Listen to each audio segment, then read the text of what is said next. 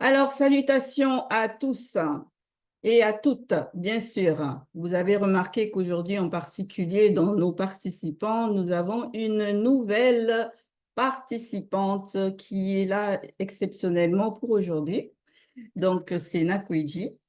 En espérant bien sûr que sa participation va vous apporter un peu plus d'amplitude au niveau de la compréhension du live de Zulu 100. En parlant donc du live, il a intitulé La face cachée de Zacharie 5 à partir du verset 1 jusqu'au verset 11. Ce live a été donné bien sûr mercredi 28 août à 20h sur la page La véritable histoire de l'homme noir.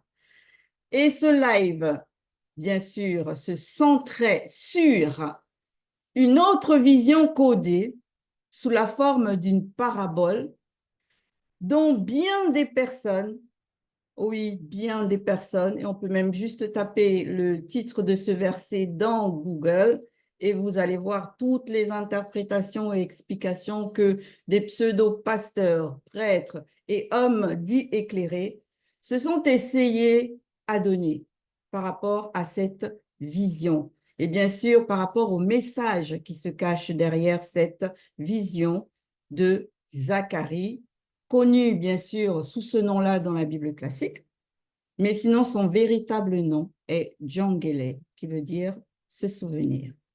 Ce live Zoulasson l'a consacré donc à cette même vision mythique-là, qui a été bien sûr transmise par les écrits par Djangele, l'un des prophètes majeurs, l'un des véritables Batopeda Mundi que compte l'histoire des Noirs. Soit dit en passant, Batopeda Mundi, pour ceux qui ne sont pas familiers ou familiarisés au Douala ancien, ça veut dire ceux qui parlent de la part du Mundi, donc de l'Esprit Saint, et pour le Mundi. Ceci étant dit, qu'avez-vous ressenti à l'écoute de ce live? Merci Ngengeti. Oui, c'était un live très puissant, oui, très puissant et avec beaucoup de révélations. Je suis ravie. Merci beaucoup, Zulu Lassan. Ce live me réconforte encore dans la grâce qui m'a été manifestée de suivre les enseignements de Zulu Lassan. Et comme nous le disons toujours, donc je vais m'exclamer encore, il n'y a qu'un seul enseignant. Et je remercie Loba pour cela. Merci. Pour ma part, c'était un live vraiment très mystérieux et ça permet de transcender vraiment la conscience parce qu'avec les mystères que Zulu Lasson nous dévoile à travers ce live, ça peut que nous élever, nous faire transcender notre conscience et c'était tout simplement merveilleux, quoi. Merci Carmela, effectivement, comme vous avez dit, ce live fait beaucoup de révélations et d'initiations. Là, on prend conscience encore davantage de l'importance de rester, de demeurer sur le chemin de la sanctification parce que c'est tellement puissant et terrifiant la portée de ces écritures qui sont dans Kalatambale.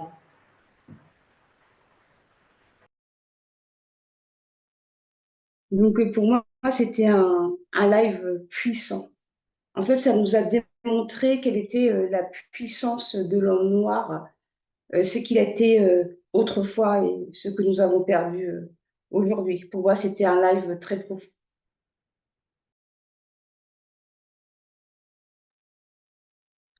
Zulu Lassan, à travers ce live, nous a encore illuminés par la connaissance des mystères cachés.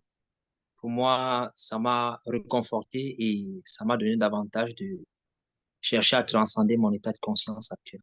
Merci. Papa, tout comme l'a dit Carmela, c'était un live vraiment mystérieux et très instructif. On a pu comprendre beaucoup de choses et surtout que la notion de hasard n'existe pas et qu'il y a un esprit derrière toutes choses. Il faut juste recevoir le bon enseignement avec il faut recevoir la bonne initiation avec le bon enseignement qui est sur l'action. Merci. Oui, ce live était époustouflant, hein, comme d'habitude. Zulu Lasson vraiment m'a vraiment régalé avec toute la connaissance qu'il a déversée dans ce live. Moi, ce que j'ai particulièrement apprécié, c'est de redécouvrir en fait l'histoire du prophète Djongele, puisque dans les Bibles classiques, on n'en parle pas bien. Et je me rappelais que justement, moi, ce passage-là, c'est un passage qui, j'aimais pas beaucoup parce que je comprenais pas. Et là, maintenant, avec les révélations qui nous sont données à travers Zulu Lasson, vraiment, c'était magnifique.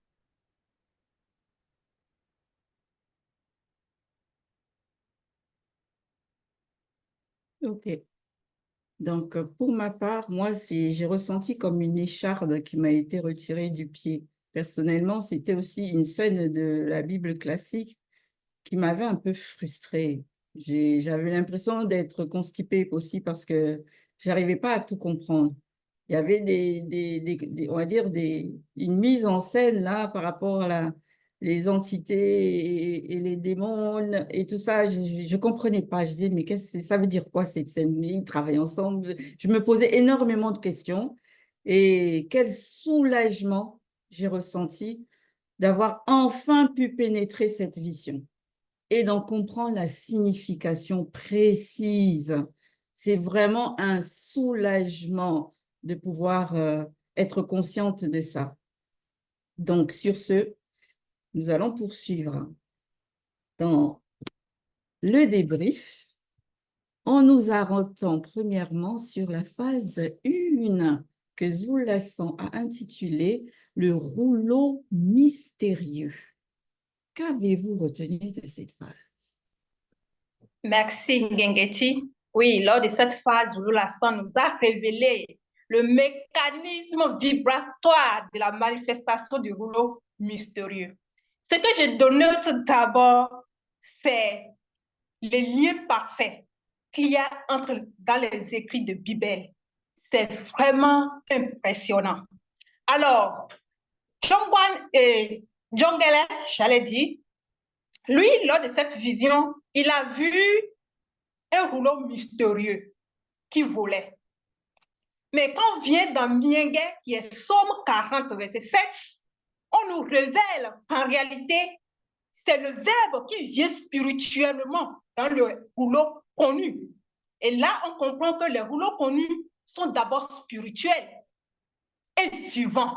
Et quand ils se manifestent dans le plan visible, bien évidemment, c'est sous l'inspiration du maudit esprit, avec un majuscule, que ceux connus vont parler, que ceux connus vont se mettre à l'œuvre. C'est là qu'on comprend que les rouleaux, ce n'est pas question de tout le monde. Ce n'est pas pour tout le monde. Ce n'est pas pour les blancs, ni les sans-mêlés, et même pas pour les non-initiés. Il a fallu alors Zulu Lasson à cette époque pour nous conduire dans la révélation et révéler les récits, les mystères des récits des patriarches. Jusqu'alors, franchement, merci beaucoup Zulu Lasson. Il n'y a qu'un seul enseignant, il est le seul. Et c'est ainsi. Ce n'est pas autrement. Merci. Merci, Amike. Les rouleaux ici connus dont il est question, que nous avons, qui sont déjà à notre portée, on a Kalatambale, on a Kalatadibi, c'est nos livres de démonologie. Bref, on a plein de rouleaux que Zulu Lasson a déjà, issus de Zulu Lasson, parce que il est lui-même la vérité. Et il y a encore d'autres rouleaux qui arrivent, si l'on ne le permet pas son verbe.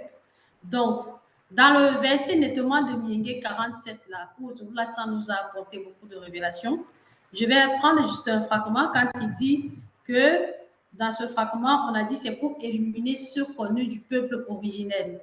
Donc, le verbe, nous savons déjà que le verbe n'agit pas avec... le verbe de l'Oba manifeste la justice. Il agit avec impartialité. Donc, il sait toutes choses et il a permis que chaque créature qui existe puisse avoir la notion du libre arbitre. Précédemment, Zulu Lasson a fait un enseignement sur le live qui, dans 1 Roi 22, 19, 22, qui nous a démontré clairement ce qui se passe dans les Bibles actuelles classiques. Et là, nous savons aussi que dans les hommes, particulièrement l'homme noir, il y a les lois morales qui sont inscrites à l'intérieur de nous. Et on sait que l'homme noir aussi, en particulier, a ce lien mystérieux qui n'a pas été modifié. Ça veut dire que lui, il a la capacité de pouvoir recevoir et accepter l'enseignement. Donc, déjà avec ça, on comprend que la notion du libre arbitre, chacun peut faire de ça, peut faire usage de ça comme bon lui semble. Donc, quand c'est dit que c'est pour illuminer ceux du peuple originel, c'est parce que on a déjà vu, nous-mêmes, quand on fait la propagation de la parole à certaines personnes, à d'autres qui recherchent réellement la vérité, ils acceptent, ils voient les cohérences. Maintenant, ceux-là qui sont toujours là, te dire que mais non, sont les preuves, sont ceci, ils ne veulent pas du tout entendre. Même parfois, quand tu donnes un conseil dans le plan visible concernant les lois morales, il y a certaines personnes qui choisissent de faire ce qu'ils veulent, d'autres choisissent de dire que bon, voilà ce que je fais, voilà ce qui est bien. Ton parole, Daniel. Merci. Merci. Merci, Daniel.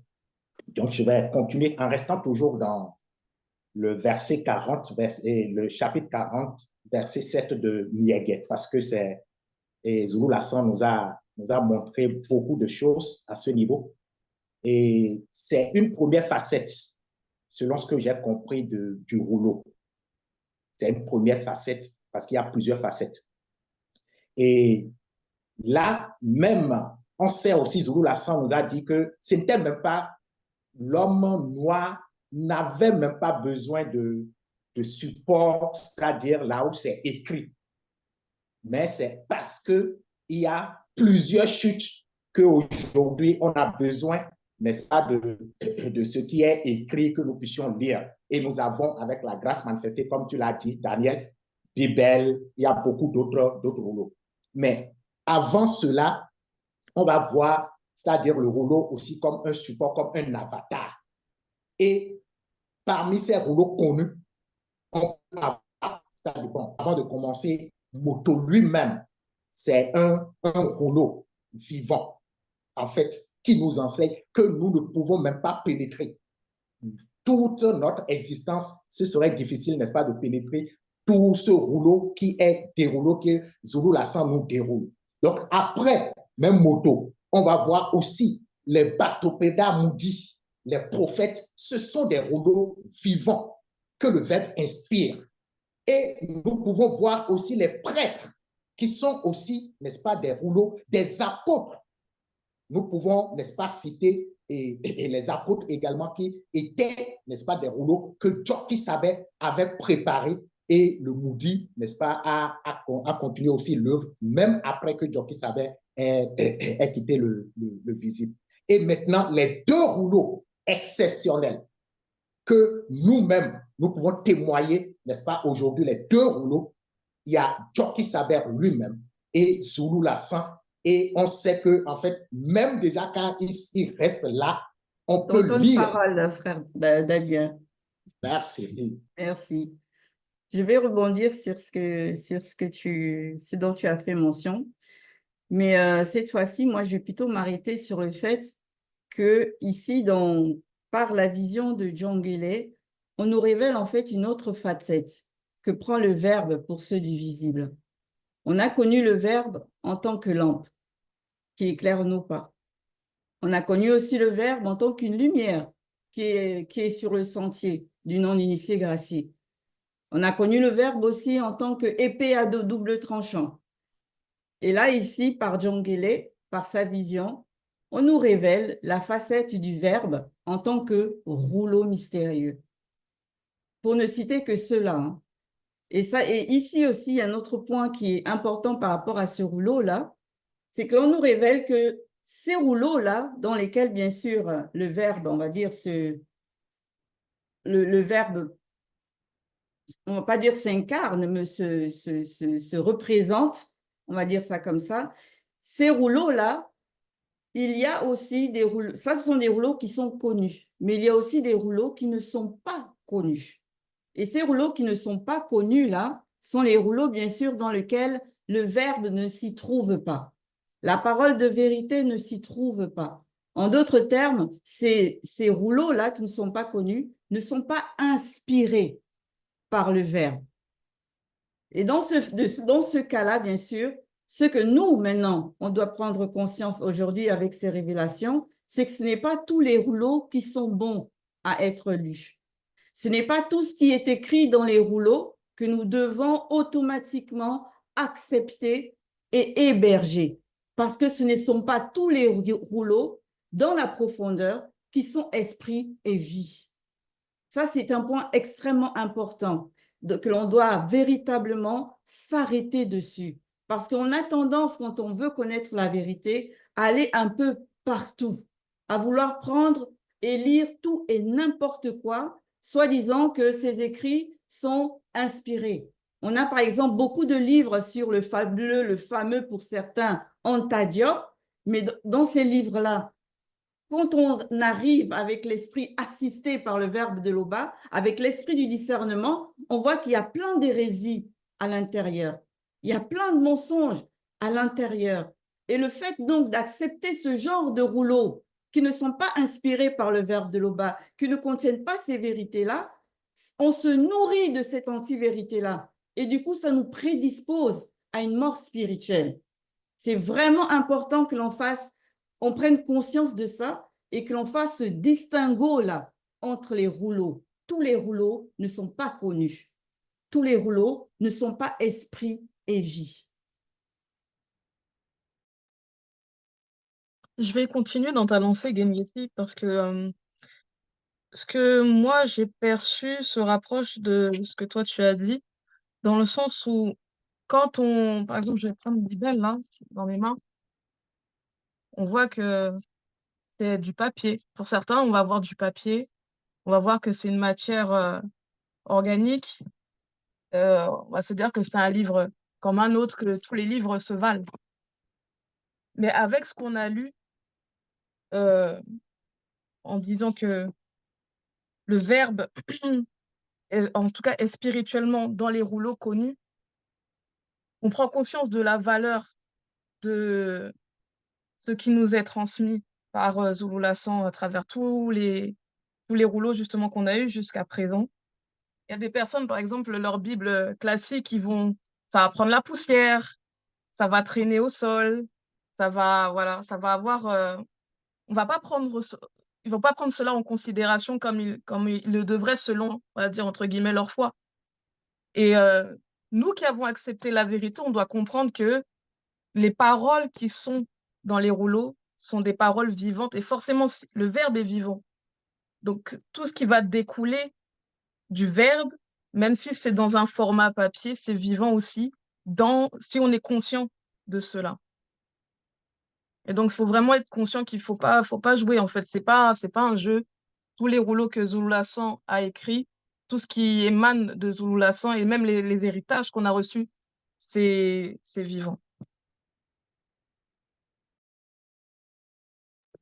Effectivement, comme tu le dis, Bekekeji, les rouleaux sont vivants et moi, cette phase m'a vraiment intrigué parce que c'est vraiment intriguant ce qui se passe. Parce que là, le prophète Djongele Zacharie est dans une vision où il voit un rouleau mystérieux. Il fait la précision avec les Bibles classiques où on parle d'un simple rouleau. Lui, il précise un rouleau mystérieux parce qu'il voit avec les yeux de son esprit dans une vision. Et dans cette vision, il voit un rouleau. Et dans ces rouleaux sont inscrits des choses spirituelles.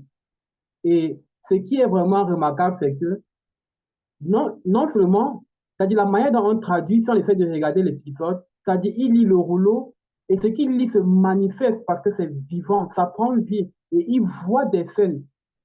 Pourtant, quand on parle, là, ça symbolise des écrits et tout, mais quand on raconte, c'est comme s'il est en train de vivre la chose. Donc, le rouleau prend vie et c'est en cela qu'on dit que la parole est vivante. Donc, il voit tout ce qui est mentionné dans le rouleau sous forme d'une scène.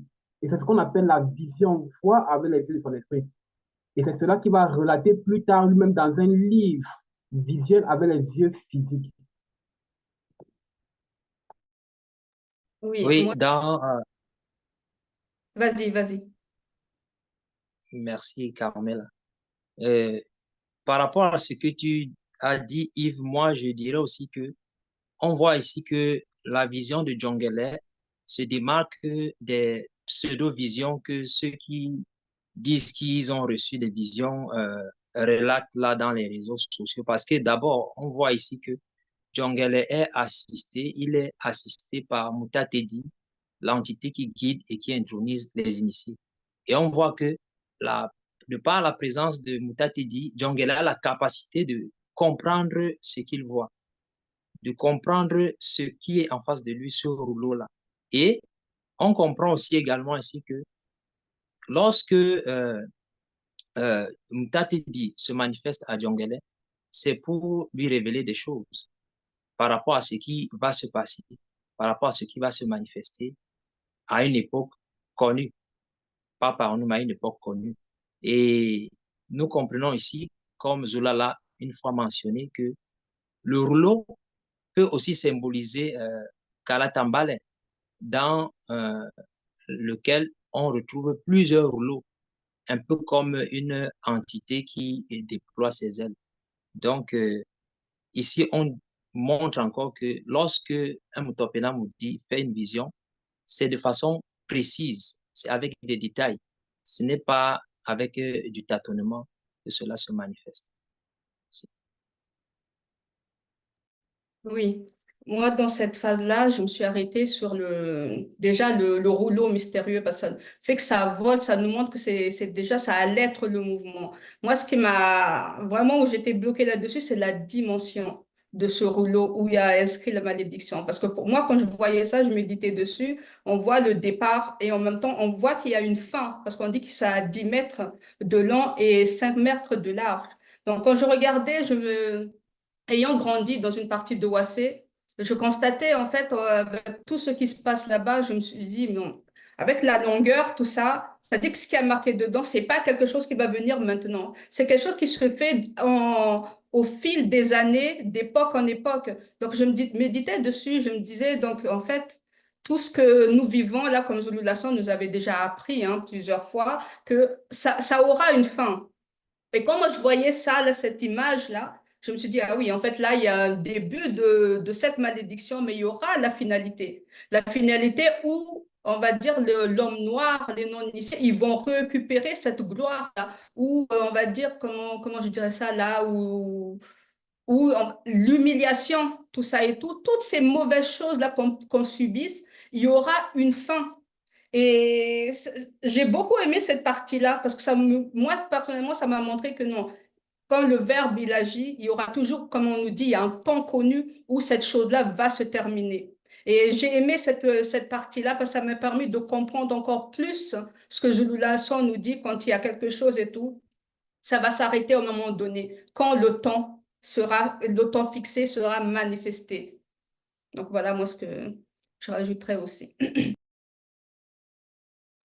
Donc, dans la continuité, là, moi, où ça m'a amené, c'est par rapport à la capacité de l'être spirituel.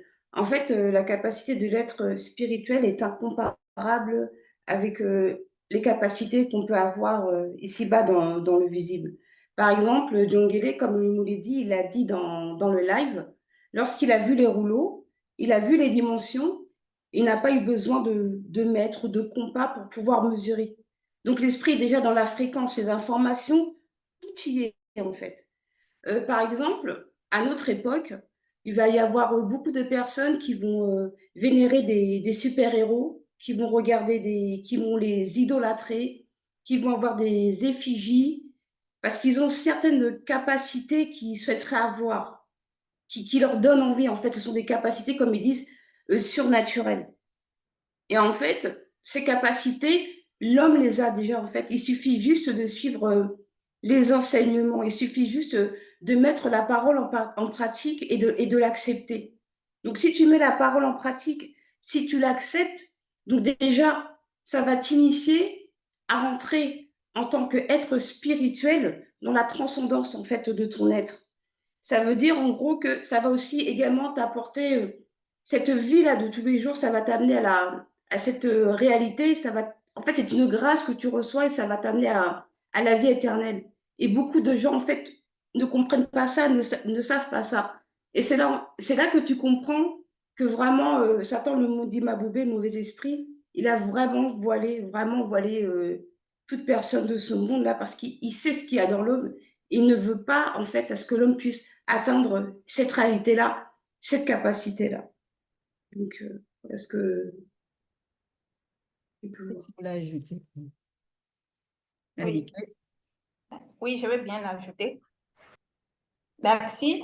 Oui, au fait, on pouvait se poser la question, mais c'est quand même mystérieux, tout ce qu'on est en train de dire par rapport au rouleau mystérieux, justement. Parce que derrière les rouleaux connus, il y a une entité. Et c'est l'entité du rouleau mystérieux. C'est pourquoi, toi qui as des rouleaux, des Zulu Lasson, que ça soit Kalatambale, que cela soit les rouleaux des patriarches et autres. Mais fais beaucoup attention, parce que là, ce n'est pas de hasard, parce que les hasards n'existent pas.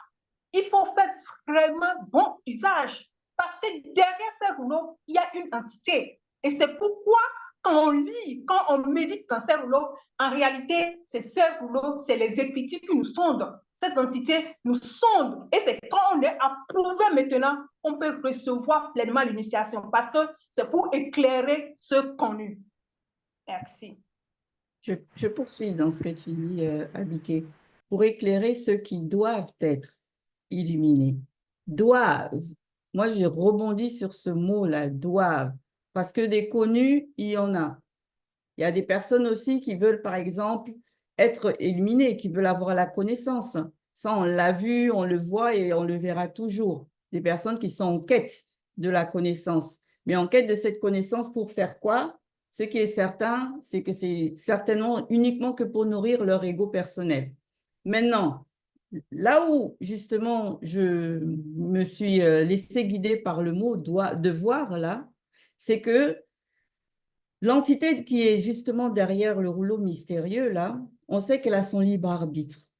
Donc, c'est une entité qui forcément aussi ne va pas permettre, si elle ne le veut pas, à qui que ce soit de comprendre ce qui est encodé dans le rouleau. Parce que ça, comme tu as dit, c'est une grâce qui est donnée, mais il faut aussi le mériter de l'autre côté. Certes, le spirituel manifeste la grâce, mais nous aussi, de l'autre côté, on doit mériter cette grâce-là. Et c'est en cela qu'il est important pour chacun de véritablement rentrer dans le processus de sanctification pour qu'au final, tu puisses vraiment être, on va dire, jugé digne d'être illuminé. Parce que l'illumination, ce n'est pas dès le départ que tu vas accepter, hein, la vérité, ou que tu vas commencer ton apprentissage ou ton initiation. C'est au bout, là-bas. L'illumination, c'est comme un vêtement qui nous sera accordé gracieusement, mais parce que, bien sûr, on aura manifesté la volonté, on se sera fait violence par rapport à tout ce qui est toute forme d'iniquité. Et là, on va porter cette illumination-là comme vêtement. C'est important aussi de concevoir les choses de cette manière-là, qu'il ne suffit pas juste de dire « je veux être illuminé ». Non, il ne suffit pas de vouloir simplement être illuminé. Je peux, donc, je peux, Ngengeti? Oui, vas-y. Moi, j'aimerais encore rebondir. C'est Daniel qui a pris la parole. Merci. Donc, comme tu l'as si mentionné, on voit que la vérité est unique et la vérité, elle ne change pas. Donc, nous savons aujourd'hui que tous les patriarches qui sont sortis spirituellement de leur corps ont été accompagnés par des entités du grand ordre des choses. Et Djongele, lui, s'est fait accompagner par Mouta Tedi. Et c'est Mouta Tedi qui l'a relaté avec précision et détail sa vision. Il lui a fait comprendre que dans ce rouleau mystérieux qui vole là, c'est Baki la malédiction. Et la malédiction, c'était précisé, c'est pour ceux-là qui ne connaissent pas la vérité. Et la vérité dont on parle ici, c'est de savoir et accepter que l'Oba est l'unique et véritable créateur. Et pour savoir vraiment ceux-là qui ont subi la malédiction, que c'est décrit dans Kalatambale et c'est de façon claire et nette et c'est vraiment profond et effroyable, ces ancêtres non initiés là. Et on voit que la vision, c'est quelque chose qui s'étale dans le temps. Et aujourd'hui, même encore dans notre réalité du visible, on voit les propos qui sont écrits dans Kalatambale. Il y a les gens qui sont malades, il y a ceux qui appellent entre guillemets les catastrophes naturelles, on voit à quel point le peuple est en train de subir tout cela, quoique ça a des fréquences et à des degrés différents. Mais moi, j'ai compris que nous, qui avons reçu la manifestation de la grâce, nous qui sommes sur le chemin de la sanctification, nous ne sommes plus sur ce jour de la malédiction. Non, on était estipés de là. Nous devons juste apprendre à combattre avec les armes spirituelles des initiés qui nous ont été enseignés et initiés par Zéro Lassan, car c'est le seul enseignant dans cette réalité du visible.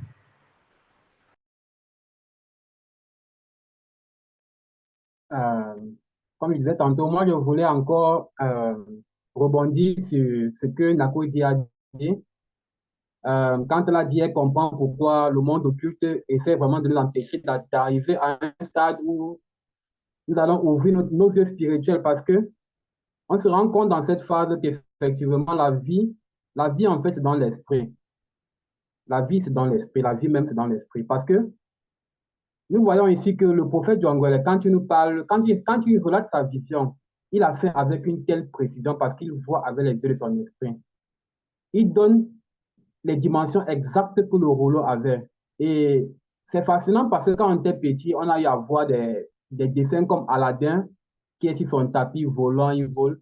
Et là, ça nous fascinait en tant qu'enfant, ne comprenait pas. Mais aujourd'hui, à travers ce rouleau, on peut comprendre ces choses, que derrière ces rouleaux, il y a des entités qui enseignent. Ça rappelle un peu l'initiation du premier homme dans le jardin d'Éden, qui était entouré par des entités qui peuvent symboliser des rouleaux et qui lui donnaient des initiations au quotidien. Donc, on voit qu'en fait, comme je disais tantôt, et de vivre là, et là où Zoulasan exactement nous amène à travers ses lives, ses enseignements et toute autre chose, les rouleaux et tout.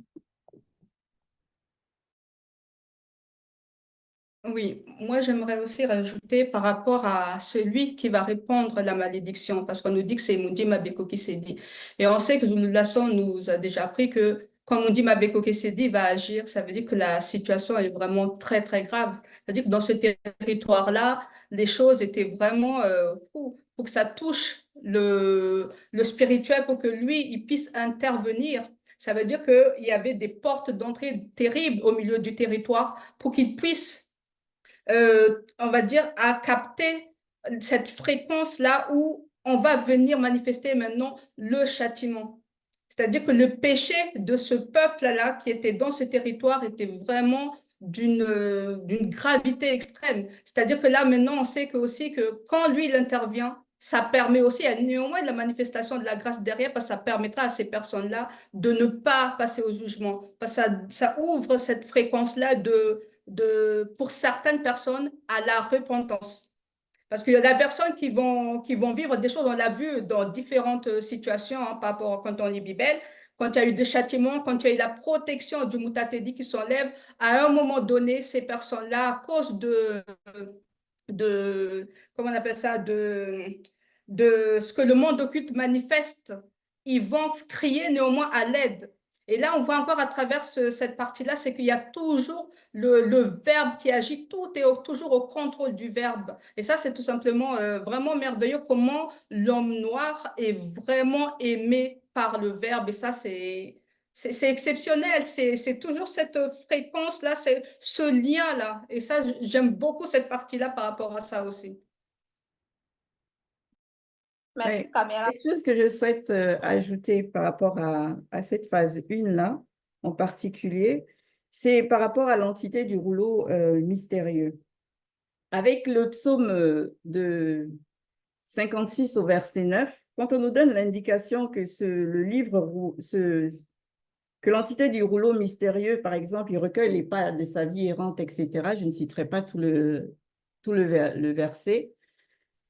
Là, ça m'a tout de suite fait prendre conscience que ces rouleaux-là, c'est comme des livres dans lesquels, en fait, il est recueilli tout ce que l'on peut faire au cours de notre existence. Tout, absolument tout, est toujours noté quelque part au niveau du spirituel. Et ça, c'est vraiment, mais vraiment remarquable à retenir. Et aussi, c'est une forme de mise en garde quand on prend conscience de ça. C'est-à-dire qu'il n'y a rien, absolument rien de tout ce que l'on pourra faire dans ce visible. Et faire là, ce n'est pas forcément juste poser des actes visibles, hein. Ça peut être aussi au niveau de la pensée. Parce que même la pensée, c'est un comportement, c'est une manière d'agir, juste qu'elle n'est pas visible pour tout le monde, mais elle est visible pour ceux du grand ordre des choses. Elle est visible pour le spirituel. Donc, tout est absolument noté. Et ça m'a de suite ramené au livre que l'on a fait référence aussi dans Malachie, si vous vous en rappelez. Il y a un enseignement dans lequel Zoulasson, justement, nous a révélé la présence du mystérieux livre de souvenirs qui fut écrit.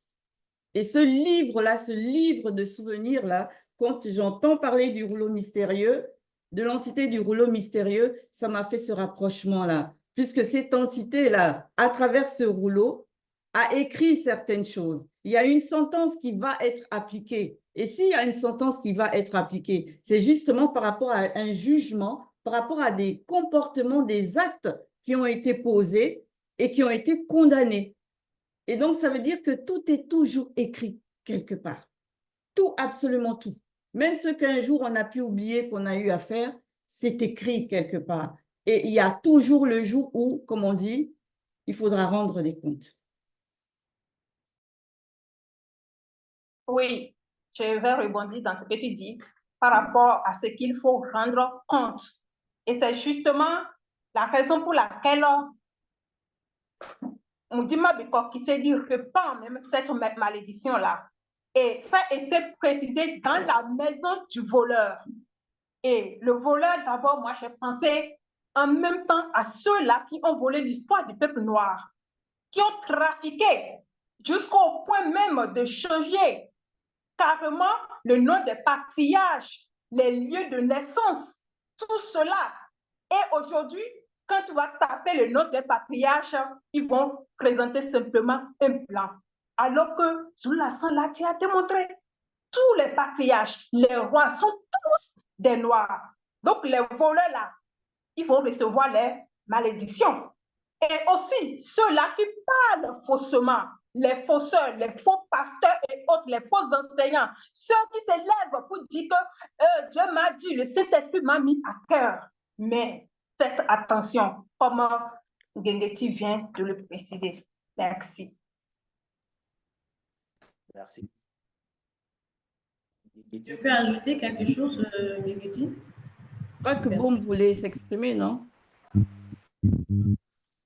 Ah, c'est Damien. L'un ou l'autre, j'ai vu que vous avez démuté vos micros avant que Daniel s'exprime. D'accord. Ah, Boum aussi a démuté, c'est ça? Souhaites-tu ajouter quelque chose, Daniel? Bon. Daniel, ferme ton micro qu'on puisse entendre ce que Damien essaie de nous dire. Ok, merci, Ngengeti. Donc, l'apparition du rouleau mystérieux derrière lequel va se retrouver l'entité du rouleau mystérieux. Et je l'ai compris aussi comme une dernière étape lorsqu'il s'agit, n'est-ce pas, du châtiment. Du châtiment, ce que nous avons vu ici, c'est une dernière étape et j'ai considéré aussi comme, en fait, ils font dans le visible. Et lorsqu'il y a jugement, donc il y a un verdict, donc il faut lire quand même, n'est-ce pas, le verdict à ceux-là qui seront, à celui-là qui sera châtié ou bien qui va recevoir, n'est-ce pas, la punition. Donc, c'est de cette manière-là que ça apparaît et ça montre à ce niveau que, en ce moment, Moutatedi a déjà retiré la protection. Donc, à ce niveau, Moudima, je disais, Moutatedi a retiré la protection et Moudima Beko qui s'est dit, Zoulasson l'a précisé, est déjà prêt, n'est-ce pas, pour agir. Donc, voilà ce que je voulais préciser. Merci. Daniel, tu peux y aller. Merci, Ngengeti. Je vais revenir sur ce que Carmela a mentionné en point concernant aussi Moudima Beko et Damien aussi, concernant la la malédiction. Et nous savons que ce temps-là, parce que il a été décrit, bon, de ce que j'ai compris durant le live, c'est qu'il faut un temps. C'est-à-dire, j'ai un peu essayé de prendre cet exemple pour mieux illustrer. C'est que même quand un parent est avec son enfant et que l'enfant commet une faute, tu l'observes. Tu dis, attends, je sens que ce n'est pas encore le degré où je dois te punir comme je désire te punir là. Et c'est quand il atteint un certain degré que tu vois que là, il faut appliquer la sentence. Et quand Mundima Beko qui s'est dit, là, ici, on parlait des non-initiés, de ceux-là qui ne connaissent pas la vérité. Ça veut dire qu'une fois que ce châtiment est appliqué, ils passeront au jugement. Mais par contre, quand ça concerne les non-initiés graciés, beaucoup plus on est sûr pour les initiés, que lorsqu'ils sont châtiés dans la réalité du visible, là, eux aussi ne vont pas passer au jugement, ils ne vont pas mourir spirituellement parce qu'ils ne meurent pas spirituellement.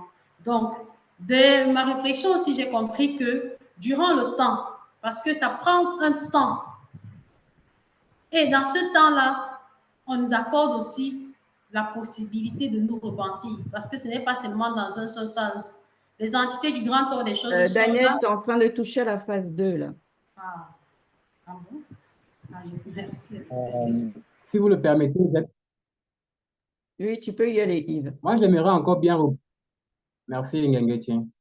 J'aimerais encore bien rebondir sur le verset 4, qui est vraiment très important pour la compréhension de ceux qui nous écoutent. Quand on est dans les Bibles classiques, là, c'est l'Éternel des armées qui parle. Selon eux, c'est Yahvé Adonai, et c'est lui qui répand la malédiction. Pourtant, ici, dans la Bible, on parle avec précision parce que Zulu Sonda nous fait comprendre que l'Oba n'agit pas directement. Il manifeste la volonté, et c'est cette volonté-là qui, par le verbe, agit en donnant des instructions à une entité ou à telle entité. Et ici, nous voyons que c'est l'entité des châtiments en charge du domaine de la nature qui répand la malédiction. Et beaucoup ont souvent pu déjà constater parfois dans telle ville ou telle ville, il peut y avoir des catastrophes, ceci, cela. Ils vont se dire, bon, les scientifiques vont dire, c'est un phénomène naturel. Pourtant, en fait, Zulu a toujours appris que c'est cette entité-là qui est derrière et qui est en train d'agir, peut-être parce que dans tel lieu, il y a tellement d'abominations qui s'y passent. Et c'est ce châtiment-là qui est en train d'être appliqué. Et c'est cette entité-là qui est appelée Mundima Beko qui s'est dit, qui est en charge des châtiments et des domaines de la nature, qui agit à travers ces fléaux. C'est une précision que je voulais apporter. Quelque chose aussi que moi j'aimerais apporter, c'est par rapport à la compréhension quand une entité du grand ordre des choses, elle vient et elle initie spirituellement par l'initiation de la sortie du corps, bien sûr, par les visions, à un homme spirituel. On remarquera dans le cas de Djangele qu'il a toujours fallu d'abord que Mutatedi l'amène à se questionner pour que Mutatedi lui révèle certaines choses. Ce n'est pas comme un cours de lecture comme à la fac. C'est-à-dire que Djangele et Mutatedi se trouvent dans la dimension spirituelle et Mutatedi prend la parole et puis parle. Non, là c'est vraiment quelque chose, on voit, qui est guidé. Il dit d'abord à Djangele, que vois-tu?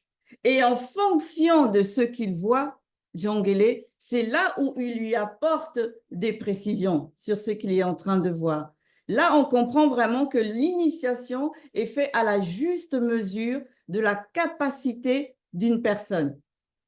Jamais au grand jamais, dans le spirituel, on ne va donner à une personne plus qu'il n'est capable de concevoir et plus qu'il n'est capable de comprendre.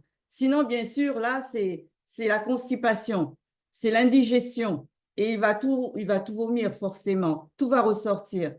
Alors que dans le grand ordre des choses, quand les entités se manifestent, c'est la même chose que quand elles parlent. C'est dans un but précis. Elles ne parlent jamais en rien. Elles n'agissent jamais pour rien. Donc, de ce fait, quand elles viennent vers une personne et lui donnent certaines informations, elles jugent d'abord, on va dire, elles jauchent le niveau, la manière dont elles vont doser la connaissance avec cette personne-là. Parce qu'on le voit très bien avec Jonguele tout au cours du live. À chaque fois, Moutatedi lui demande d'abord de dire ce que lui, il voit, et après, il lui révèle des choses. Et ça, c'est juste magnifique, cette discipline-là, pour que chacun puisse toujours recevoir en fonction de sa capacité.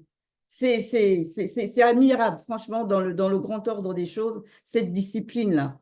Et on comprend du coup aussi que Jonguele n'était pas néanmoins n'importe qui, hein, comme vous avez pu le mentionner tantôt, c'est qu'il avait vraiment aussi un niveau spirituel élevé parce qu'il a su pénétrer des choses comme la dimension, la mesure de ce rouleau-là sans qu'on ne lui donne aucune indication en particulier.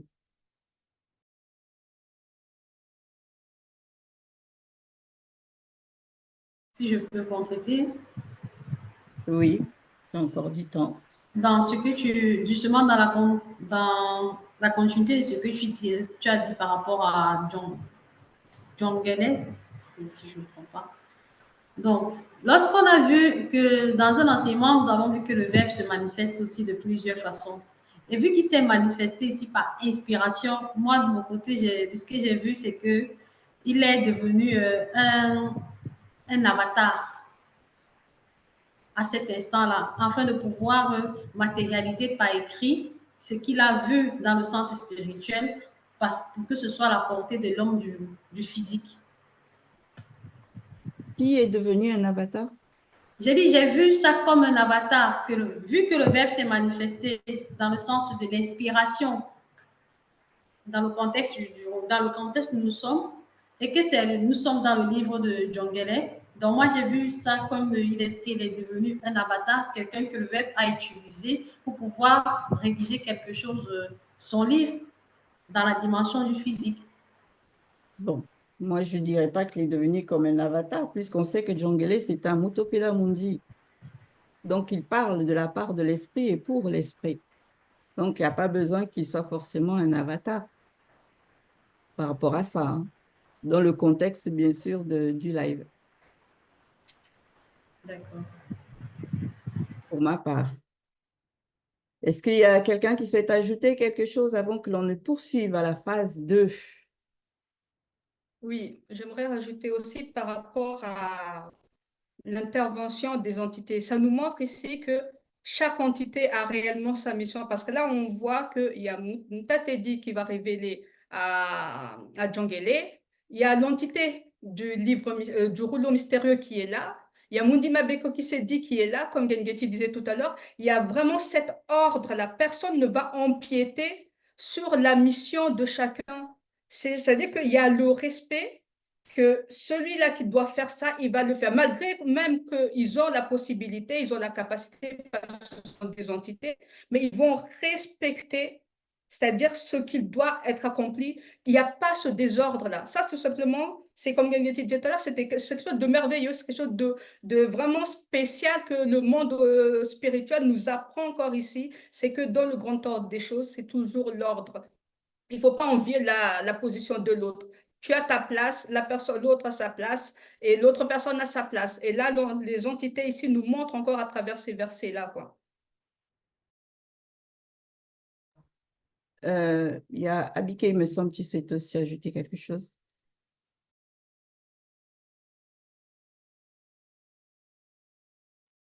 C'est bon? OK. Il y a un point néanmoins, on a parlé, c'est vrai, en long, large et en travers par rapport au rouleau mystérieux, mais on n'a pas touché le point par rapport au fait pourquoi ce rouleau-là avait été manifesté et pourquoi il avait été envoyé. On sait que c'est une malédiction. Ça, on le sait, que c'est la malédiction. Mais c'est dans la malédiction pour qui, précisément? Quel était le but précis de la manifestation de cette malédiction-là? Et on nous l'a révélé dans le live, où là, justement, c'est dans le but de chasser les voleurs et tous ceux qui parjurent contre le verbe. Mais par la suite, on voit que ce n'est pas juste les chasser. Parce que quand on continue la lecture des versets que Zoula nous présente, on comprend non seulement il les chasse, mais en plus, il les pourchasse, c'est-à-dire qu'il les poursuive jusque dans leur retranchement, comme on dit. Et leur retranchement ici, ça fait mention de leur maison, la maison de ces personnes-là qui sont justement sujettes au vol et au parjure par rapport au verbe. Et non seulement la malédiction va les pourchasser, les poursuivre jusque là-bas, mais une fois qu'elle arrive dans leur retranchement, c'est pour y séjourner. Elle y fait sa demeure. Et là, ça m'a fait penser à l'agissement des mauvais esprits. C'est comme ça que les mauvais esprits agissent. C'est comme ça qu'on nous a toujours révélé leur fonctionnement. C'est que dès qu'il y a une porte d'entrée, ils rentrent. Et une fois qu'ils rentrent, on va dire qu'ils posent leur valise. Ils font demeure à l'intérieur de toi. Et une fois qu'ils ont pris demeure à l'intérieur d'une personne, ils agissent comme une gangrène. Ils consument absolument tout ce qui est possible à être consumé et qui peut être consumé. Mais quand il s'agit de la malédiction qui est lancée par le grand ordre des choses, qui est issue de Mundima Beko Kisedi, on nous dit que là, la gangrène, là, il n'y a rien qui peut la résister. Parce qu'on précise qu'elle va consumer jusqu'au bois et la pierre. Pourtant, c'est deux matériaux différents. On sait que la pierre a une certaine forme de résistance. Quand on voit une maison qui prend feu, la pierre demeure, certes, elle noircit, mais elle est toujours là. Elle est toujours pierre. Alors que là, ici, on nous fait prendre conscience que quand cette malédiction-là, elle va, on va dire, prendre ses racines, elle va séjourner dans la demeure de ces personnes-là qui commettent ces iniquités-là, elle va consumer tout, absolument tout. Rien ne va subsister au passage de cette malédiction-là. Et c'est là où moi, je dis justement qu'il faut faire très attention. Souvent, on agit, on prend à la légère quand on dit, on entend partout le verbe est lent à la colère. Les gens vont se cacher derrière en se disant que le verbe est lent à la colère, donc bon, le verbe comprendra, je fais encore cette iniquité-là, il va me comprendre. Mais non, le verbe n'est pas là pour comprendre quoi que ce soit par rapport à l'iniquité. Et c'est là où on va justement poursuivre la phase 2. Là, on va maintenant pénétrer dans le pourquoi justement le verbe n'est pas là pour comprendre quoi que ce soit. Parce que tout a une mesure dans le grand ordre des choses. Tout a été fait avec mesure, précision. Et la phase 2, Zul Lassan l'a intitulée « La mesure à grain ». Qu'avez-vous retenu de cette phase? Merci Ngengeti. Et franchement, je dénote encore l'ordre des enseignements qu'apporte Zul Lassan, étape par étape, phase par phase. Franchement, ça permet de comprendre des choses réellement. Lors de cette phase, John Gordon, il va encore voir quelque chose. Et ce qu'il voit maintenant, c'est la mesure à grain. Mais on pourrait se poser la question, pourquoi la mesure à grain? Et on sait que la mesure à grain, ça permet justement de mesurer, de connaître les niveaux comme tu viens de le dire. Et on lui donne la révélation que là, c'est l'iniquité du peuple non initié du territoire. Et c'est là que j'ai dit, mais ce qui se passe, c'est sérieux dans le spirituel. Il y a un niveau par rapport aux fautes commises. Et cela, ce n'est pas question de la quantité, hein, mais c'est par rapport à la splendeur ou bien l'ampleur, j'allais dire, des fautes commises. Et c'est là que je me suis rappelé du disciple de Sunga, celui qui est connu sous le nom d'Élisée dans les Bibles actuelles classiques, son disciple. Vous m'imaginez, lorsqu'il est allé vers Nyenge, il est allé vers lui pour obtenir quelque chose de lui, ce qui ne devait pas être fait, parce qu'il a reçu la guérison.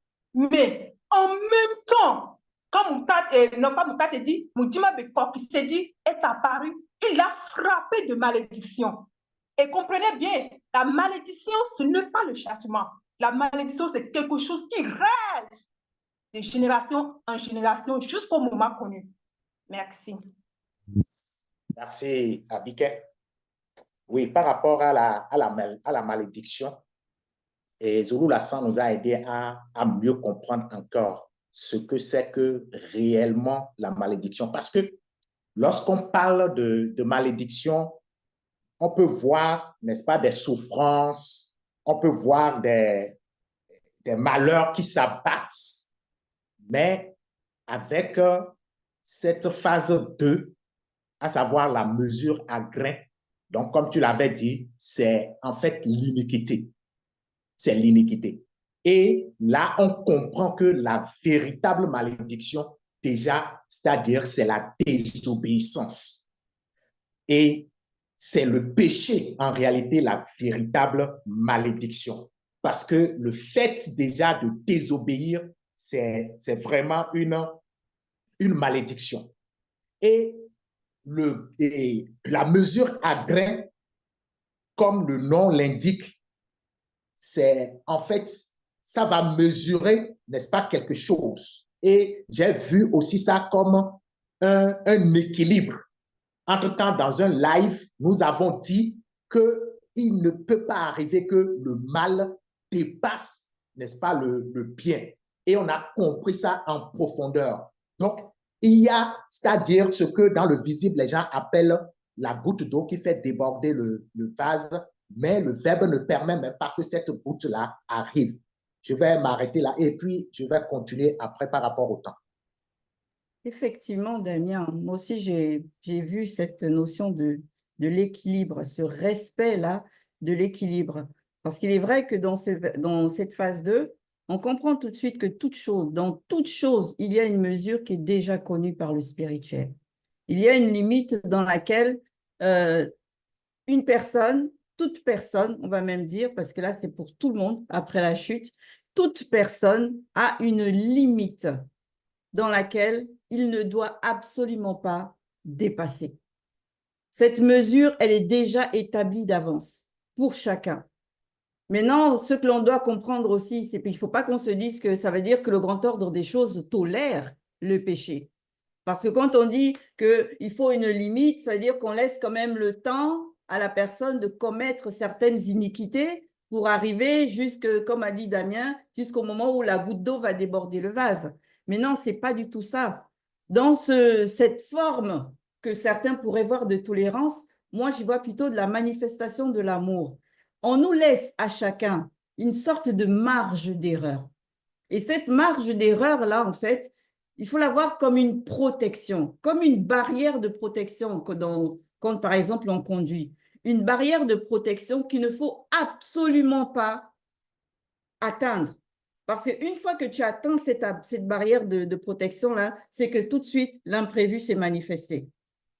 Dès que tu touches cette barrière, c'est qu'il y a quelque chose déjà qui s'est passé, quelque chose de mauvais. Et là, bien sûr, tu ne sais pas comment tu vas te relever de cet imprévu-là. Donc, pour toute personne, on nous laisse la possibilité toujours de ne pas justement atteindre ce point de non-retour. Parce qu'une fois qu'on atteint ce point de non-retour, là, c'est là où tout est gâté. C'est là où pour le spirituel, on est considéré comme des personnes que l'on ne peut plus rattraper. Et alors que quand on n'y arrive pas, quand on ne touche pas encore cette notion-là, là, tout est toujours possible, même pour celui qui encore agit de manière, on va dire, mauvaise, mais que cette personne a toujours la capacité de se repentir. Là, comme on dit, les carottes ne sont pas encore cuites quand on n'atteint pas encore cette limite. Mais une fois qu'on l'atteint, c'est fini. La malédiction, elle s'applique de suite. Elle s'abat de suite. Merci, Nguengeti. Merci.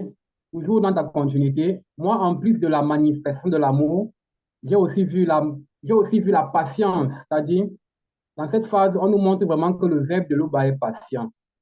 Parce qu'aujourd'hui, on va voir des gens, tellement ils sont dépourvus de spiritualité et ils sont atteints mentalement par la société, par le système actuel. Ils vont dire, ah, si Dieu existe même, pourquoi il y a tant de mal dans le monde? Dieu là est où? Dieu n'existe pas. Sinon, pourquoi il y a les pauvres? Pourquoi il y a les riches? Pourquoi les riches piétinent les pauvres? Donc Dieu aime. En fait, ces gens n'ont pas compris que Même Salomon l'a dit dans les littératures classiques. On l'a dit, il y a un temps pour toute chose sous le soleil. Il y a un temps pour toute chose. Et c'est de ce temps ici qu'on nous parle, on nous parle quand on parle de la mesure à grain. Et il faudra aussi que les gens comprennent que le temps spirituel n'est pas le temps physique. Parce que chaque dimension a son temps. Le physique a son temps, l'astral a son temps et le spirituel. La preuve, quand on voit ce faux Christ appelé JC, Jésus-Christ, mais il a fallu 2000 ans, plus de 2000 ans, pour que Zulu-Lassonde vienne l'écraser. Nous, on voit 2000 ans, mais le spirituel ne voit pas 2000 ans. Ça peut être 2 jours, ça peut être, je ne sais pas, parce que je crois qu'au temps spirituel, mais il faudrait que les gens comprennent que ce n'est pas le même temps et que le verbe est patient. Et quand ce temps-là, et quand le temps connu, c'est pourquoi on parle de temps connu. Connu, c'est les entités du grand des choses. Quand ce temps arrive, c'est là où il frappe. Juste pour t'apporter cette précision, Yves, la référence, c'est un jour dans le grand ordre des choses correspond à peu près à 1000 ans dans le visible.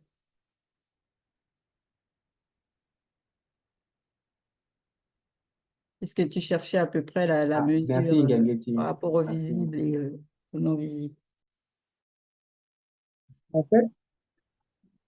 En fait, pour dire rapidement, je l'avais en tête, mais Non, en fait, c'était par rapport au Bible ça- classique. Donc, je n'ai pas laisse voulu la prendre le parole risque aux autres, tu as écoulé ton temps de parole, Yves.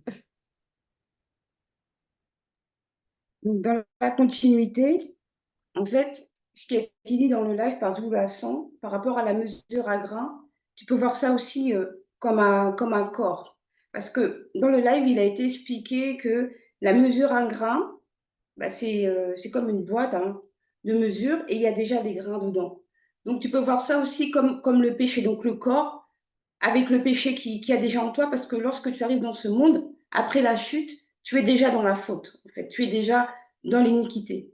Donc tu peux voir ça aussi de cette manière-là. Et ce qui m'a amené aussi à comprendre par rapport à l'enseignement que nous avons reçu, c'est que chacun et chacune est responsable de ses propres actes. Et il y a des conséquences par rapport à ça. Ça veut dire en gros qu'il y a les fautes que nous commettons individuellement, mais il y a aussi la faute collective. Et lorsqu'arrive cette faute collective par le nombre, viennent les circonstances dans le territoire où l'on se trouve. Par exemple, on va voir, je donne un exemple comme ça, en Afrique du Nord, la terre est aride. La terre est aride, non, la terre est sèche. Elle est sèche, mais après, il faut voir aussi qu'est-ce qui s'est passé précédemment, dans le passé, les antécédents en fait, qui ont fait que il y a comme une forme de malédiction aussi sur ces terres-là. Et c'est vraiment important de prendre cela en compte. Et comme a dit le frère Damien, beaucoup de gens ne comprennent pas pourquoi le monde va mal, pourquoi on est dans des situations, dans des circonstances qu'on n'arrive pas à comprendre, mais chacun est fautif en fait de la situation et de la circonstance. Et par exemple, on va avoir des territoires où ça va prospérer, mais en fait, la faute dans ce territoire-là n'aura pas dépassé en fait cette mesure qui a été donnée.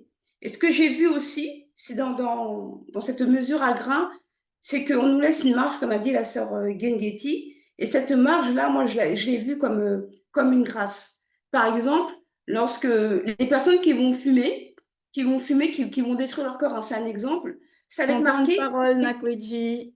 Vous m'entendez plus? Vous Ton temps de m'entendez? parole est écoulé. Ah, mince, pardon. Merci. Est-ce que quelqu'un s'est ajouté par rapport à Oui, cette phase? Vas-y, oui. Baume. Dans cette phase, on peut encore comprendre que tout est sous contrôle. Tout est sous contrôle par le grand ordre des choses et que même ceux qui pensent que, en tant que blancs, sans mêler ou alors noirs, peuvent vivre selon leur libre arbitre comme ils veulent, ils doivent comprendre que dans cette phase, c'est une mise en garde, c'est un appel à prendre conscience sur la manière dont il faut vivre, car c'est le spirituel qui prime et qui domine sur toute chose. Et on voit ici qu'on a intérêt à accepter, à se soumettre aux lois spirituelles qui émanent des enseignements de Zola pour pouvoir bénéficier de la mesure, de la manifestation de la grâce, afin que nous ne puissions pas recevoir la malédiction. Merci. Oui, pour continuer, dans cette phase, moi, ce que j'ai vraiment ressenti, c'est qu'en fait, on est vraiment placé sous différentes mesures. Aussi bien la mesure par rapport aux actes qu'on commet dans le visible, donc par rapport si on pêche ou bien si on vraiment on persévère sur le chemin de sanctification, il y a une mesure. Il y a aussi la mesure du temps qu'on passe dans le visible et Zoulassa en a parlé. Donc en fait, il faut qu'on soit conscient qu'il y a une mesure en toute chose et que le temps qu'on passe dans le visible peut être court, peut être plus ou moins court, peut être plus ou moins long, mais on ne sait pas quand ça va s'arrêter. Et c'est pour ça qu'il faut vraiment prendre garde sur le chemin de sanctification à ses vertus en ne se disant pas, plutôt, pardon, qu'on a le temps, que bon, là, j'ai péché, c'est pas grave, demain, on refait la même chose, c'est pas grave, traîner en longueur, traîner en longueur, traîner en longueur, alors qu'il y a des mesures. Il y a la mesure même du temps que tu passes dans le visible. Donc, c'est pour ça qu'il faut vraiment courir, il faut se dépêcher de se sanctifier, parce qu'il n'y a pas que la mesure par rapport au péché, il y a aussi la mesure du temps qui passe dans le visible. On n'a pas beaucoup de temps pour se mettre en règle. Donc, il faut vraiment se donner à fond, quoi. Oui, merci Bénédicte. D'ici seulement, je vais ajouter quelque chose. OK. Lors de cette phase aussi, moi, j'ai pensé quand même, ou bien je me suis rappelé de ceux-là qui n'ont pas vraiment la connaissance. Je parle de ceux qui se positionnent comme étant des détracteurs. Parce qu'ils pensent avoir la connaissance ou bien contrôler quelque chose, alors que rien du tout. Moi, je vois ici les jugements, parce que au-delà de ce que l'on pouvait penser, on voit que franchement, le verbe, c'est lui qui contrôle tout, comme Bohm l'a si bien souligné.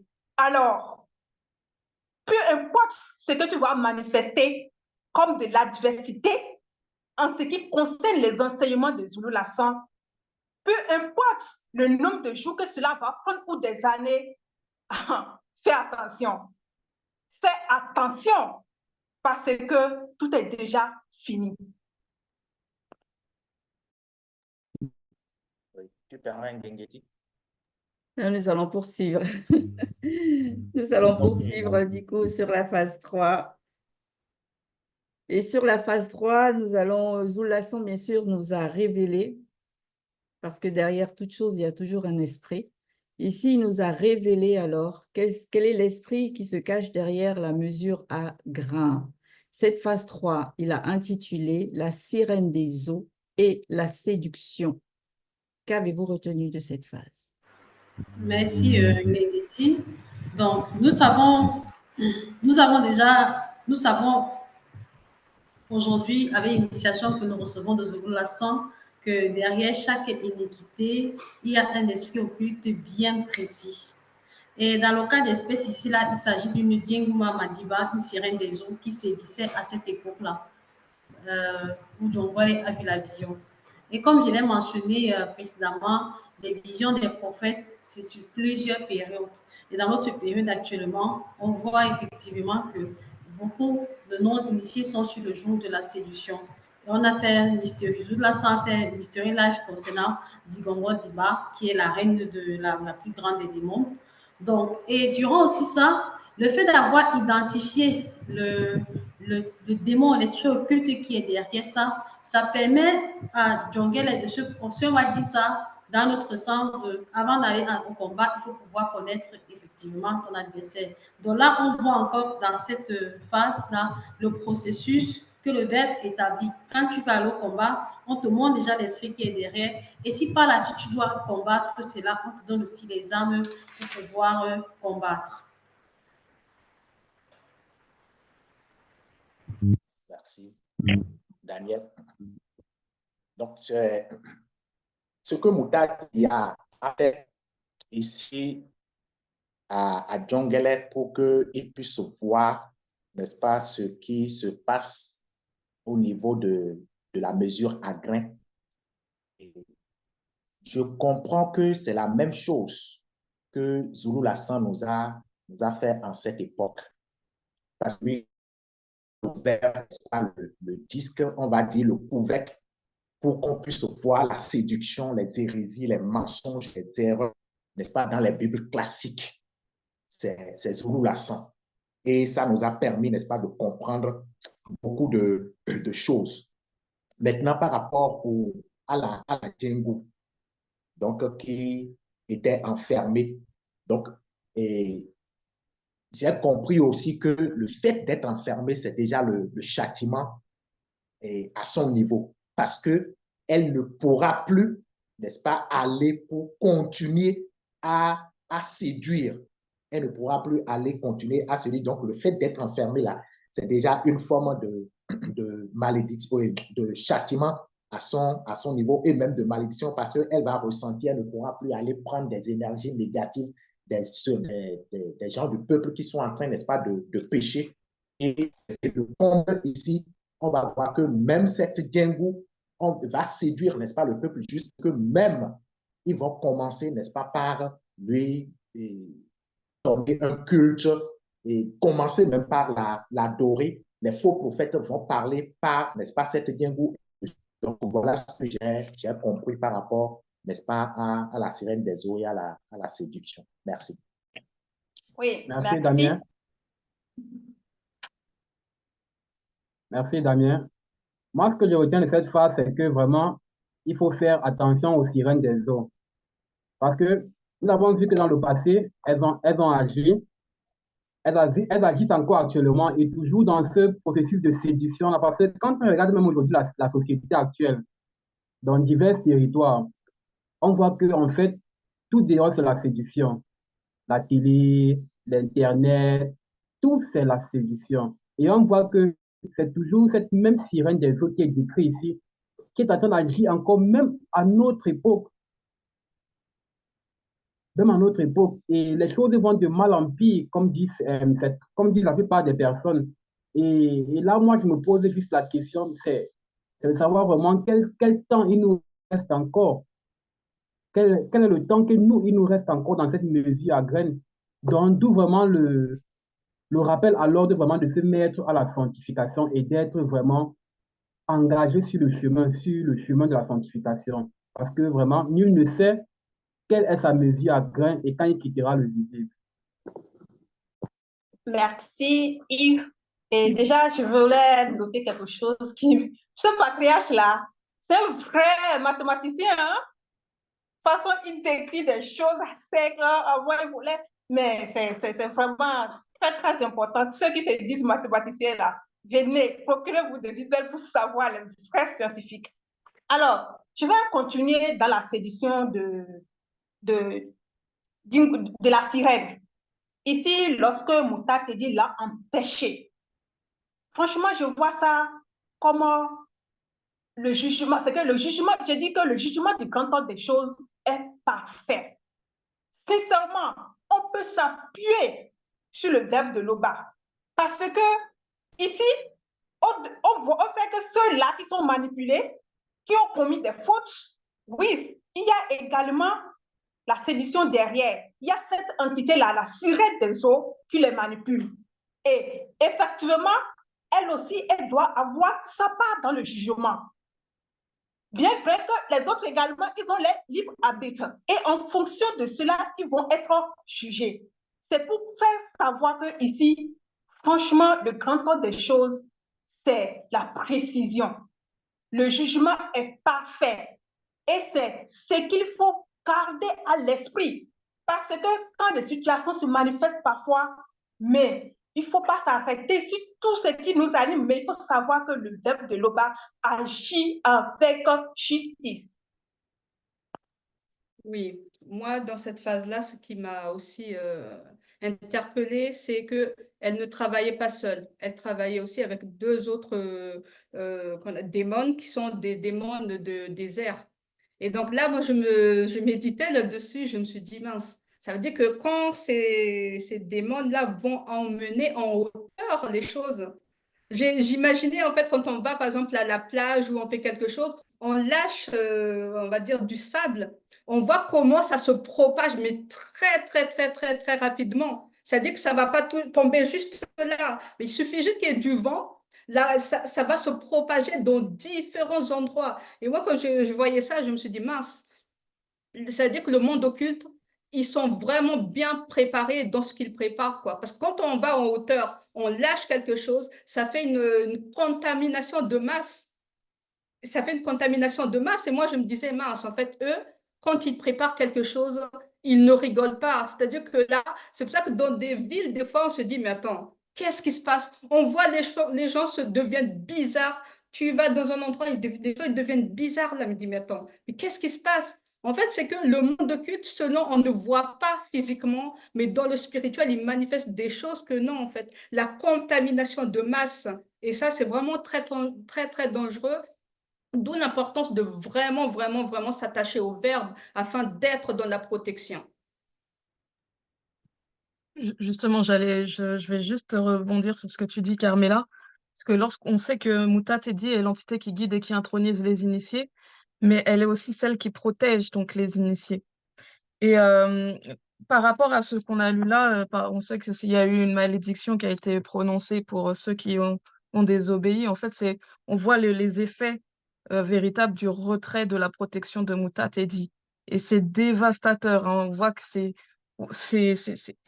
j'ai même pas les mots qui me viennent là pour pouvoir quantifier le désastre que cela représente lorsque Muta Tedi retire sa protection. Parce que là, c'est Mundi Mabeko Kisedi qui entre en action. Et on sait que ce châtiment-là, c'est un châtiment qui est redoutable. Donc vraiment, tout ce qu'on a lu là, c'est un appel à la vigilance pour soi-même déjà, pour son cheminement dans la sanctification, de se dire que la spiritualité, c'est pas un jeu. C'est pas parce que là, aujourd'hui, tu as péché et que, par exemple, tu continues à bien vivre, que tout se passe bien, que ça veut dire que véritablement tout se passe bien. Il y a un cumul qui se fait au fur et à mesure de tes actions, de tes pensées, de ce que tu manifestes. Et le jour où ta protection va se retirer parce que tu as accumulé too much de péché, c'est là que vraiment le désastre va se faire ressentir spirituellement et vraiment c'est terrible. Donc vraiment, j'appelle vraiment à ce qu'on veille sur le chemin de sanctification. C'est terrible. Oui, Vas-y, bon. merci, Ngengeti. Moi, ce que je comprends ici, c'est que la séduction passe par la vue par les yeux. C'est vrai que ça peut passer par l'écoute. Et on sait que les sirènes des eaux, les Menguma Madiba, ne passent pas par ce qui ne frappe pas l'œil, ce qui n'est pas beau. Et on l'a vu un peu avec certains lives lorsqu'on a parlé du patriarche Mukai Sedi. Et on l'a aussi vu avec certains patriarches comme Temoussea qui ont eu cette capacité-là, selon la manifestation de la grâce qui leur a été accordée, de pouvoir initier leurs yeux afin de ne pas se laisser séduire. Donc, on comprend ici que nous également, qui sommes sur le chemin de la sanctification, on doit essayer de transcender notre état de conscience en s'appuyant sur le verbe pour être à même armé de pouvoir résister face à la séduction. Et on voit que la séduction, comme Yves l'a dit, est presque partout, sur les réseaux sociaux, dans les programmes télé, autour de nous. Et ces Menguma Madiba utilisent la plupart du temps des femmes et des hommes à l'aide des artifices pour amener la grande majorité à être entraînés dans la mort spirituelle. Oui. Moi, le point qui m'a beaucoup questionné dans cette phase 3-là, c'était par rapport à la... Là, sur le coup, j'étais un peu comme Djongele qui demandait à Muta Tedi où on porte-t-elle la mesure à grain. Ça m'a saisi aussi quand j'ai vu les deux Mengu qui sont arrivés, qui avaient des ailes de cigogne et qui ont soulevé la mesure à grain entre terre et ciel. Là, on comprend de suite que précédemment, ça veut dire que cette mesure à grain là, qui est sortie de ce rouleau-là, elle avait été posée quelque part. Elle avait été posée quelque part et à cet endroit-là, Muta Tedi, on a soulevé le couvercle pour que Djongele puisse être à même de voir ce qu'il y avait à l'intérieur. Et là, c'est là où la Djengu a essayé de s'en sortir, mais Muta Tedi a refermé le couvercle. Donc, en refermant ce couvercle, on comprend de suite que ce couvercle-là, il n'a pas juste été déposé comme ça, c'est qu'il a été scellé par par Mutatedi. Donc, ça veut dire que quelle que soit la puissance de cette Djengu-là, quelle que soit la densité des grains qui pouvaient être à l'intérieur, ça ne pouvait en rien avoir l'effet de pouvoir soulever le couvercle et pouvoir, on va dire, s'échapper de cette mesure à grains-là. Tout était vraiment contenu. Mais maintenant, après, on nous dit que deux Mengu des déserts ont apparu et elles ont soulevé cette mesure à grains entre terre et ciel et elles l'ont conduit quelque part. Je me suis interrogée sur, mais qui avait mandaté ces Mengu-là pour venir soulever cette mesure à grains? Pourquoi sont-elles venues soulever cette mesure à grains? Pour la conduire, parce que c'est bien précisé, c'est pour la conduire à un territoire, le territoire des Blancs et des Sans-Mêlés. J'ai réfléchi là-dessus. Je me suis dit, la coalition entre le monde spirituel et le monde occulte est impossible, ça ne peut pas exister. Donc, la solution forcément est ailleurs, la vérité est forcément ailleurs. Et donc, j'ai médité jusqu'au moment où je me suis dit, mais oui, il y a l'entité désert qui est là. L'entité désert, c'est elle qui a le pouvoir sur, bien sûr, tous ces démons hybrides ailés là.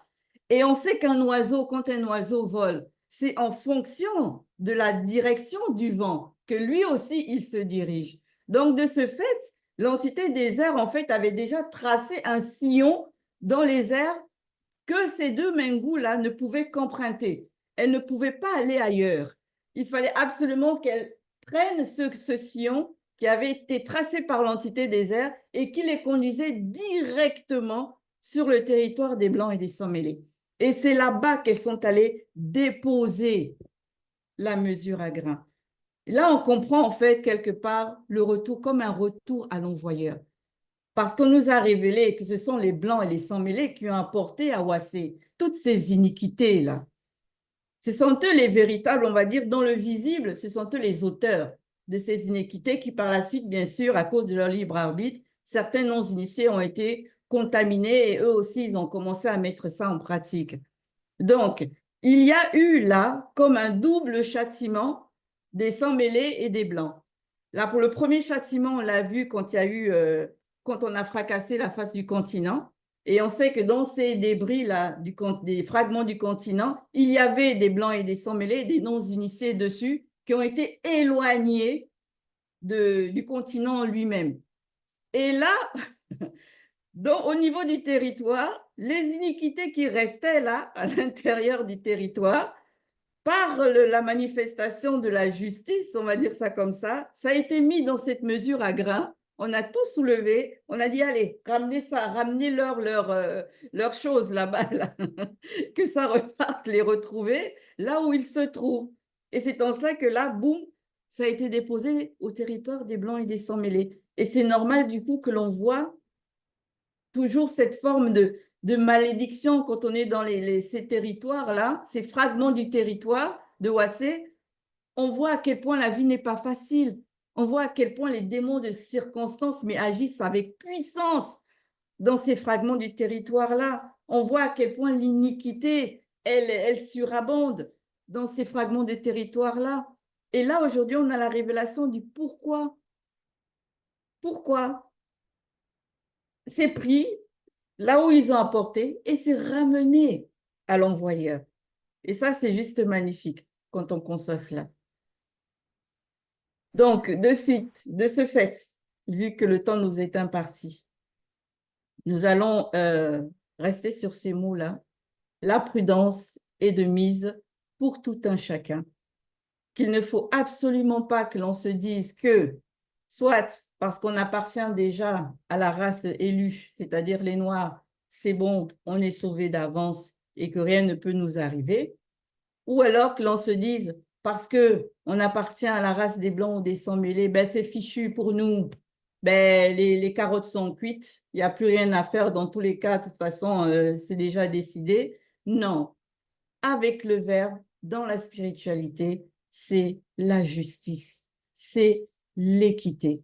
Nous sommes arrivés à une ère où justement tout le monde a la capacité de pouvoir rentrer dans la manifestation de la grâce et du Verbe, en suivant bien sûr tous les enseignements que Zul Lassan nous apporte, en suivant ce chemin-là qu'il trace pour tous ceux qui réellement cherchent la vérité et qui réellement aiment la justice. Parce qu'il est question d'aimer d'abord la justice, mettre en pratique toutes les lois avant de pouvoir expérimenter la manifestation de l'amour. Il y a l'ordre dans la spiritualité. Tu ne peux pas dire que tu veux venir et puis dire que tu aimes une personne alors que tu ne sais pas pratiquer la justice, alors que tu vas te juger ou te considérer comme étant supérieur parce que tu fais partie de la race élue. Non, avec le Verbe, c'est pas comme ça que ça se passe. La mesure dans toute chose. La mesure dans toute chose. Et quand on est conscient de ça, on ne peut que suivre le chemin qui nous est tracé, qui va nous permettre justement de ne jamais arriver jusqu'à ces barrières de protection-là, où après, ben, ce sera compliqué pour nous, ou ce sera même carrément impossible de faire marche arrière. De ce fait, on espère que nos participations ont pu éclairer certaines personnes par rapport au live sur Zacharie 5, versets 1 à 11. Et si le Père le permet, bien sûr, au prochain débrief.